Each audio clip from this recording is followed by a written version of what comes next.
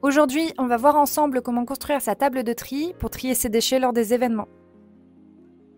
Donc pour ça, on va d'abord aller voir de quel matériel nous avons besoin. On aura besoin donc d'une planche en bois de 2 mètres par 1 mètre, ainsi que 4 à 6 lithots de 1 mètre. Cela dépend en fait du nombre de tréteaux que nous allons vouloir placer sous notre table pour la tenir. Dans notre cas, nous allons en placer 3, donc il nous faudra 6 lithots.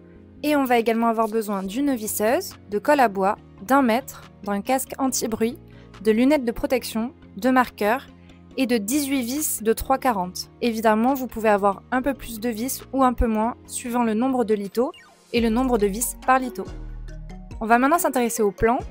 Donc dans ce cas, je vous invite à faire pause si besoin, ou même à prendre en photo la version finale du plan, afin de pouvoir noter vous-même les repères.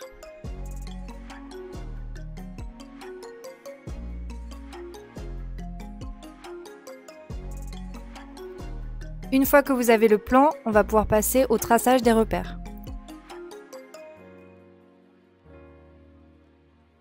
Donc rien de plus simple ici, on va utiliser nos lithots afin de faire notre traçage.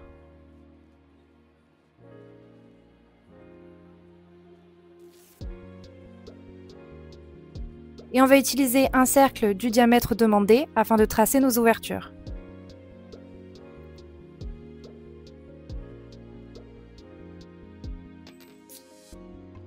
Une fois les repères tracés, on va pouvoir passer à la découpe.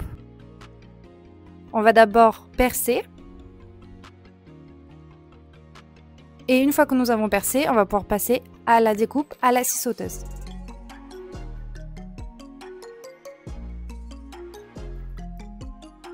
Une fois qu'on a découpé nos ouvertures, on va venir les poncer. On peut également venir poncer les bords de notre planche en bois. On passe ensuite à la fixation des lithots.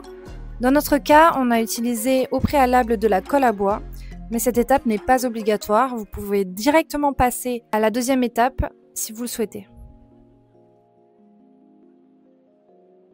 Donc ici, on va placer les lithots sur les repères qu'on a dessinés au préalable. Et on va ensuite pouvoir passer à la fixation avec nos vis. Dans notre cas, on a utilisé 3 à 4 vis par litho.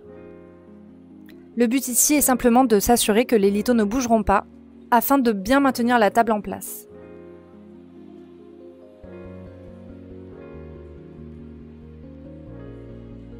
Une fois cette étape terminée, on peut passer à la peinture. Rien de plus simple, on a utilisé dans notre cas des pochoirs, afin de placer nos petits pictogrammes à côté de chaque ouverture correspondante aux déchets.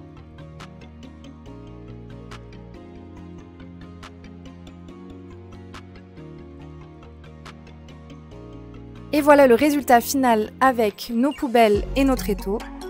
On est maintenant prêt à partir en événement zéro déchet.